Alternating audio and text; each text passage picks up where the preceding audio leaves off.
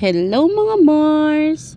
For today's video, magluluto tayo ng nilagang pata ng baboy at may halo siyang karne ng baka, Mars.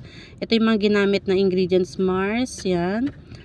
So, ito yung pampalasa naman natin. Patis at chicken powder, paminta, bawang, sibuyas. So, pinakuluan ko na to kanina. Ayan. And then, tinapon ko yung unang tubig niya dahil para matanggal ang mga impurities. Sa pangalawang tubig naman, ayan, nilagyan ko na ng bawang, sibuyas at pinakuluan ulit. Nang malambot na yung pata, nilagay ko na ang ating patatas. Yan, nilagay ko na rin ang carrots at saba. Tinimplahan ko na yun, Mars. Yan, malambot ng ating pata. At nilagay ko na rin ang pechay.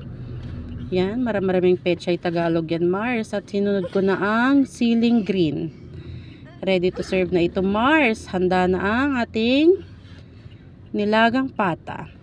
Kain po tayo mga Mars. Medyo late ng aming lunch.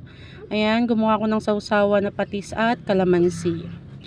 Kain na po tayo. Thank you for watching. Bye-bye.